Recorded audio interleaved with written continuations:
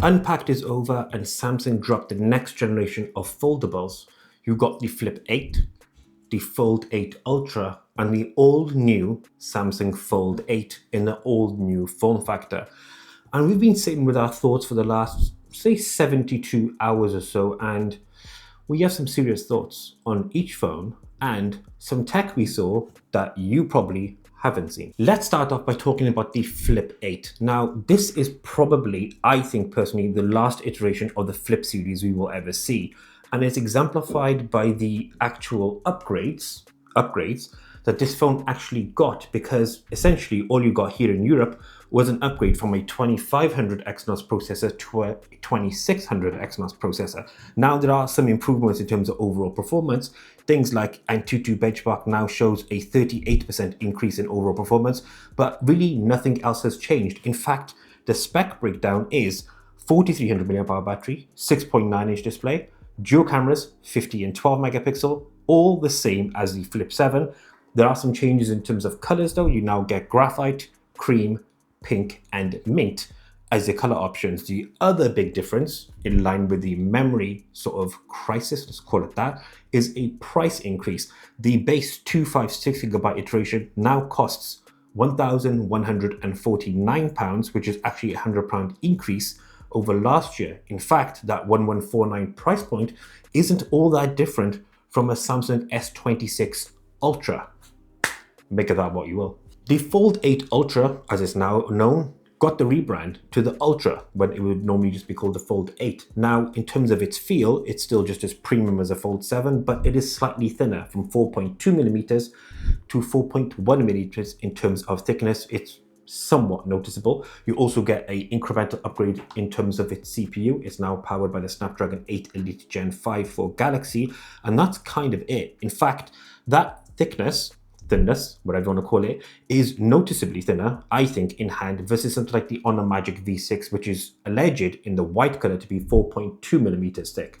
Both of those devices feel super premium, and in fact, both of them are currently in testing for a video review and a comparison that we're working on, so be sure to subscribe to check that out when that video drops. On the rear, you still get a triple camera system, but there is one significant upgrade, and that is the ultra-wide now gets a 50 megapixel sensor, the same actually found in the S26 Ultra, and still has that same 200 megapixel main camera from the Ultra, and the telephoto is in fact unchanged, which is a good upgrade, not a great upgrade. What is a great upgrade though is video output is now at 8K resolution, which is in line with the rest of the Ultras on the S26 series. The biggest upgrade comes in the form of its titanium flex hinge, so something you will feel but never see. And in fact, this is all designed around a few things. It's now dual layered, so it's more shock absorbent, more durable, but also you'll find that it'll do a better job in terms of its handling its crease as well, which is a big upgrade. Now, about that crease, quickly,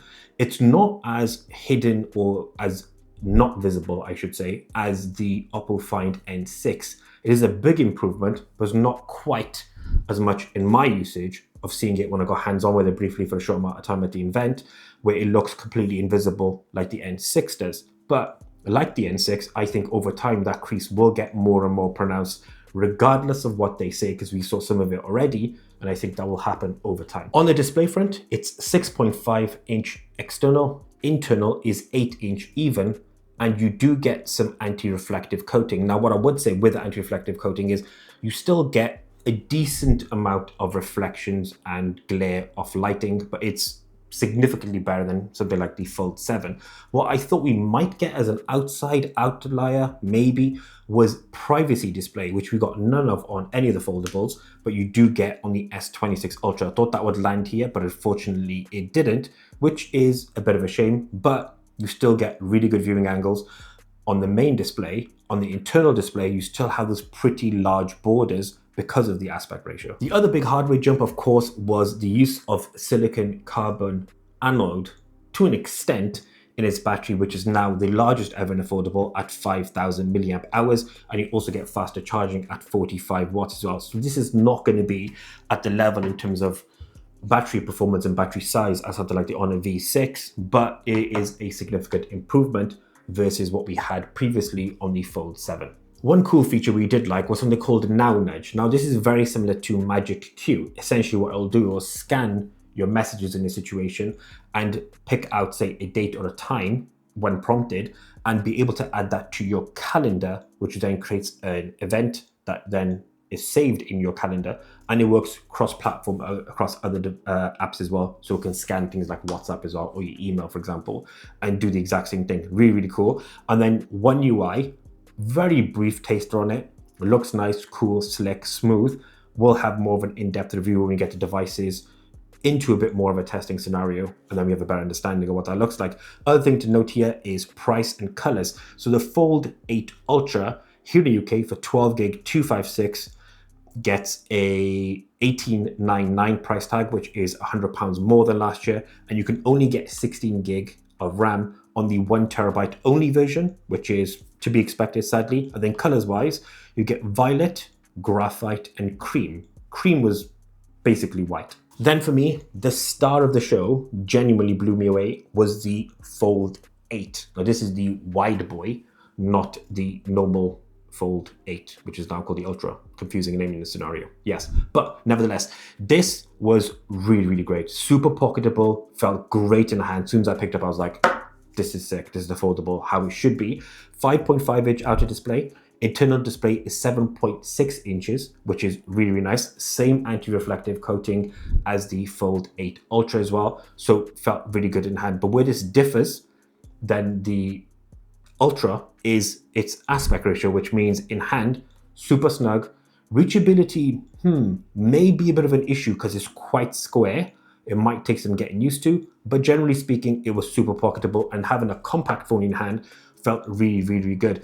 The external display, when you're watching content, is really, really nice. When you move it off the internal display, so you unfold it to a 7.6 inch display, it looks equally good. But the advantage here is that shorter aspect ratio does mean you actually get more screen estate when you're watching back content, and fits that more naturally, has smaller borders than the Fold 8 Ultra. Another key advantage here is weight. Now the Fold 8 actually in hand, surprisingly, doesn't weigh all that different to something like your standard Samsung flagship, for example, 201 grams, which means it's incredibly light, but you obviously get the benefit of folding. And the other thing that was really cool is it still uses the same silicon carbon anode tech that is in the Fold 8 Ultra. So you do get a 4800 milliamp hour battery here, which is awesome.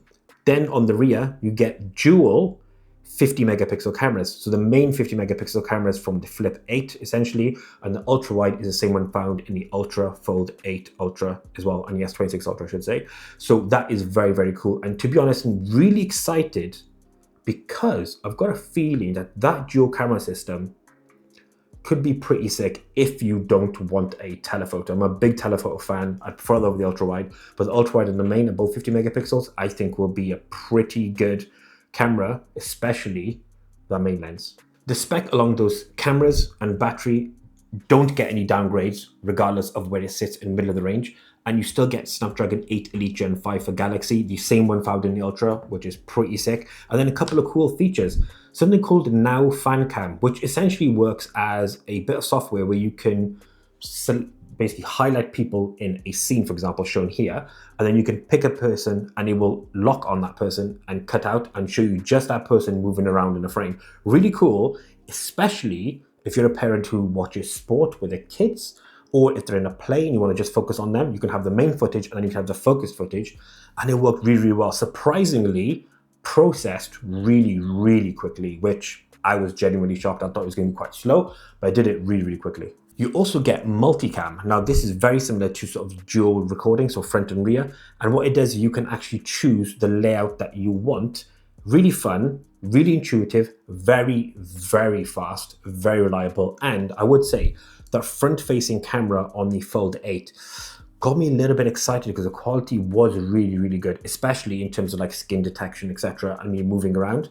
I was in focus the entire time, looked really good. Excited to test the main, well, the 4 cameras, I guess, as a whole on the Fold 8 real soon. The rest of the Fold 8, let's talk about that. So the colors, you get what I think is my personal favorite, cream, white, personal favorite. You also get graphite, lavender, and pistachio. Price, maybe a bit off-putting for some people, but I don't think it's that bad. Here's the context. 12 gig 256 model, 16.9 now. 99, but Apple are meant to be dropping essentially the exact same phone with the exact same setup for around about 24 to 2,500 pounds / dollars. So this is going to sit incredibly cheaper than that. So it makes me wonder if that's on purpose. Plus, a little cheap shot, I reckon Samsung are going to do it better. But let us know in the comment section your thoughts. A lot was shown at Unpacked, but there were some things that weren't shown that we got a quick look at and really thought, let's show you guys. 3 things. 1, a rollable, or what they call expandable display. Essentially, we've seen these on some concept phones, but it's in a small frame, expands out and vice versa.